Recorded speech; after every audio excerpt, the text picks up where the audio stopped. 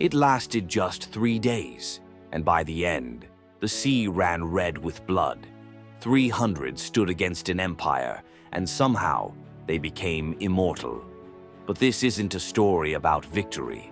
It's about something far rarer: defiance. Before the screaming and spear-throwing began, there was paperwork and politics. So much politics. You see, Greece wasn't one big happy family. It was more like a messy group chat. Athens was the artsy philosopher who thought too much. Sparta was the gym bro who solved every problem with push-ups. And the rest, well, they just tried to stay out of the way. Then came Persia, the biggest empire the world had ever seen. They had gold, ships, elephants, palaces that looked like heaven, and one very dramatic king, Xerxes. Xerxes didn't just want Greece, he wanted the idea of Greece, the democracy, the pride, the abs, mostly the abs. When his father Darius failed to conquer Greece years earlier, Xerxes made it personal. He built a bridge of boats across an entire sea, because apparently when you're a god king, geography is optional. The Persian messengers arrived in Sparta, offering peace if Greece would kneel. Leonidas, the Spartan king, declined the offer. In fact, he declined it so hard that he threw the messenger down a pit. A literal one. One-way ticket. No refunds. But Leonidas wasn't stupid. He knew the odds. Persia had 1 million men, give or take a few thousand accountants. Sparta had 300.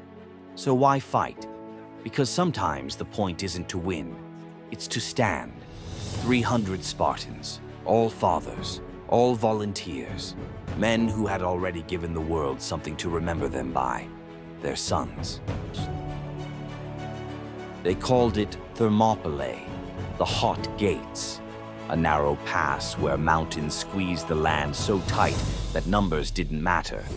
They marched like a crimson tide, capes fluttering, armor shining. Farmers, poets, blacksmiths, all walking toward what they knew was a one-way journey. Behind them followed a small band of allies, Thespians, Thebans, and others. In total, around 7,000, still hopelessly outnumbered. But this was Sparta's kind of math. One pass, one chance, one legend waiting to be written. The Persians roared. The Spartans didn't. They just raised their shields and waited. Then, collision. Bronze on flesh. Shields locking, spears thrusting in rhythm. Spear, shield, step, push. The wall of men held like stone. The Persians expected a massacre. Instead, they got a wall of muscle, discipline, and creative swearing. When Xerxes sent in his elite warriors, the Immortals, the Spartans cut them down so fast that their nicknames started to sound ironic. They weren't. Day 2. Xerxes was furious and a little confused. His generals promised victory. The Spartans promised breakfast in Hades. You have to admire their confidence. Most of us can't even commit to a gym schedule. The Persians launched wave after wave, archers, cavalry, infantry.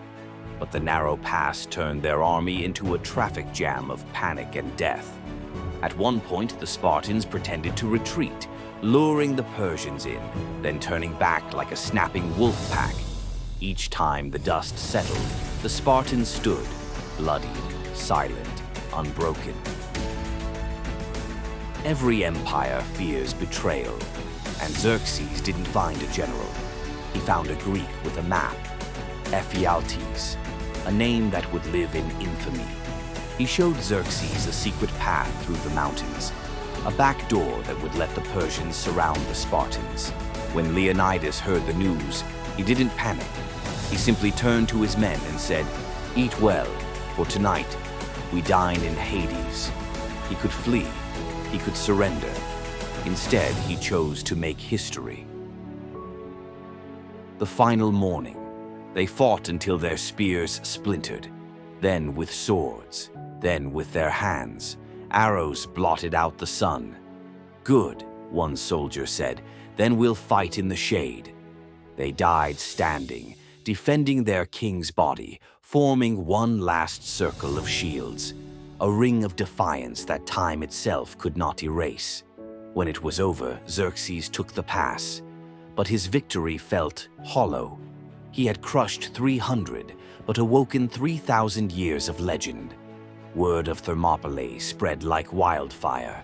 Across Athens, Corinth, and beyond, it lit something that had been missing: unity. Within a year, the Greeks struck back at Salamis, at Plataea, and the great Persian Empire began to crumble. Xerxes won the pass, but lost the war. Because courage, real courage, doesn't count heads, it counts hearts. History remembers numbers, but sometimes it's not how many fight, it's how they fight. 300 men changed the course of history, not with victory, but with refusal. You think that was one-sided?